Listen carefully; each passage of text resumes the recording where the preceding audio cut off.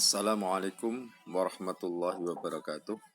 Alhamdulillahirrabbilalamin.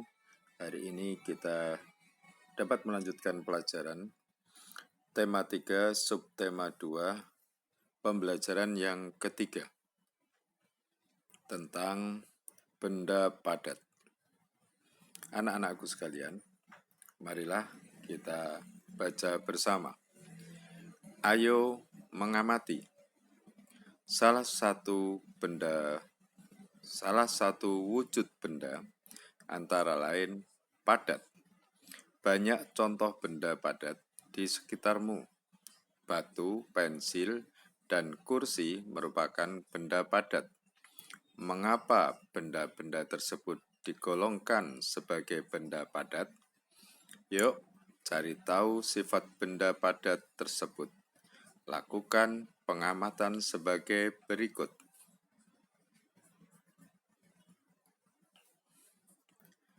Yang pertama, nomor 1, amatilah benda-benda padat di sekitarmu. Kemudian, kedua, tuliskan sifat benda padat berdasarkan pengamatanmu.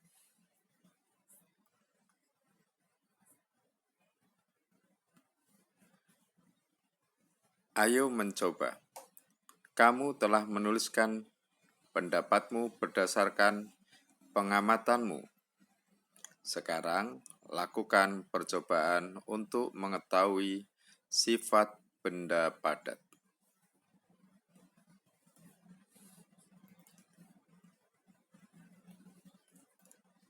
Mengetahui sifat benda padat, lakukan secara berkelompok. Kumpulkan benda-benda padat di sekitar sekolahmu. Alat dan bahan: 1 ember, 2 gelas, 3 kantong plastik. Langkah-langkah percobaan. 1. Masukkan benda yang kamu kumpulkan ke dalam ember, kemudian ke dalam gelas, dan terakhir ke dalam kantong plastik. 2. Catatlah hasil percobaanmu ke dalam tabel di bawah ini. Lihat contoh nomor 1. Nomor 1. Nama benda pensil. Bentuknya berubah sesuai tempat? Oh, tidak. Maka kita silang. Bentuknya tetap walaupun tempatnya berubah. Oh, iya. Ketika diletakkan di ember, tetap bentuknya pensil. Ketika diletakkan di dalam gelas, tetap bentuknya tidak berubah. Ketika dimasukkan ke dalam plastik, dia juga bentuknya tetap. Ya, maka dicentang. Dapat digenggam. Oh, bisa. Kita centang. Tidak dapat digenggam? Oh, tidak. Maka kita silang. Kemudian nama benda berikutnya yang kalian temukan. Misalnya batu. Misalnya air. Dan seterusnya. Kalian bisa berikan tanda silang atau centang di tempat berikut. Kamu telah melakukan percobaan. Hasil percobaanmu telah diperoleh. Dapatkah kamu menyimpulkan sifat benda padat? Benda padat mempunyai sifat apa? Silahkan ditulis. Misalnya, seperti pada percobaan di atas, benda padat mempunyai sifat memiliki bentuk yang tetap, dapat dipegang, dan sebagainya. Apakah hasil pengamatanmu sama dengan hasil percobaanmu? Ya, kalian tuliskan. Ayo berlatih. Sebutkan benda yang digunakan untuk mengukur jarak dari rumahmu ke sekolah. Berapakah jarak yang ditempuh dari rumahmu ke sekolah? Kamu dapat bertanya kepada orang tuamu.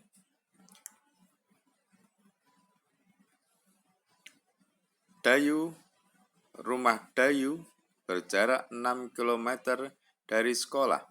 Jarak dari sekolah ke pasar 7 km. Berapa jarak yang ditempuh Dayu dari rumah ke pasar?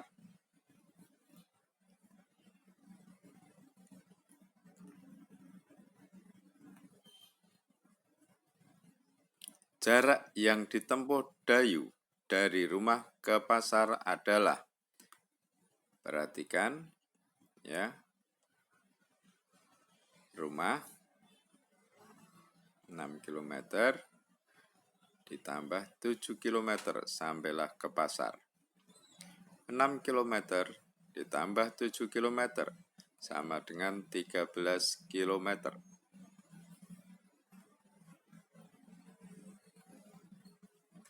Selesaikan soal di bawah ini. 1. Udin dan Beni akan berlomba lari. Jarak yang akan ditempuh 350 meter. Lomba pun segera dimulai. Saat Udin telah sampai ke garis akhir, Beni baru menempuh 200 meter. Berapa meter sisa jarak yang harus ditempuh Beni sampai ke garis akhir? Ya. Jarak keseluruhan 350, ya, baru menempuh 200. Masih berapa meter? Ya, kalian tentu bisa. 2. Jarak rumah Edo ke sekolah 2.500 meter. Jarak rumah Siti ke sekolah 4.740 meter. Berapa meter perbedaan jarak rumah Siti dan Edo dari sekolah? Ya. Kalau perbedaan jarak berarti adalah selisih antara 4.740 dan 2.500. Menghitung selisih adalah dengan mengurangkan angka yang lebih besar dikurangi dengan angka yang lebih kecil. Soal yang ketiga. Udin pergi ke sekolah dengan bersepeda. Jarak yang ditempuh Udin dari rumah ke sekolah 3 km. Setelah menempuh jarak 2 km dari rumahnya, ban sepeda Udin bocor. Akhirnya, Udin menuntun sepedanya sampai ke sekolah. Berapa kilometer jarak yang ditempuh Udin untuk menuntun sepeda sampai ke sekolah? Ya. Dibaca dengan cermat. Yakin bisa. Selanjutnya yang keempat. Lani dan keluarganya pergi ke Bandung naik bus. Jarak Jakarta ke Bandung 130 km. Bus telah menempuh jarak dari Jakarta ke Bandung sejauh 50.000 meter. Berapa kilometer sisa jarak yang harus ditempuh bus tersebut? Dalam hal ini ada dua satuan yang berbeda, yaitu meter dan kilometer. Maka harus disamakan terlebih dahulu. Misalnya, kita jadikan yang 50.000 meter menjadi satuannya menjadi kilometer. Ada berapa kilometer? Ya, benar. Ada 50 kilometer. Baru kemudian kalian lakukan perhitungan, ya. Atau disamakan yang ditanyakan dalam kilometer. Ya, ini dijadikan kilometer dulu. Ya.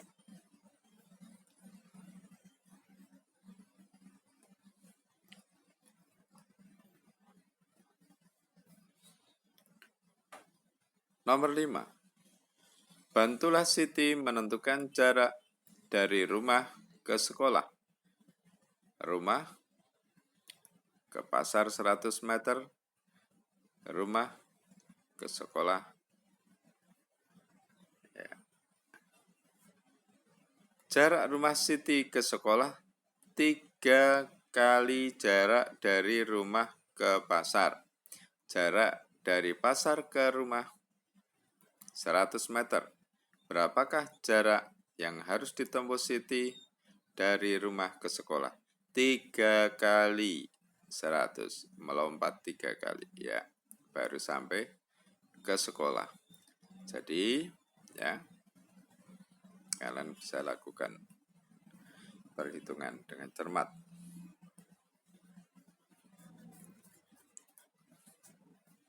Ya, selanjutnya kalian bisa belajar menyanyi. Ya. Kita lanjutkan saja.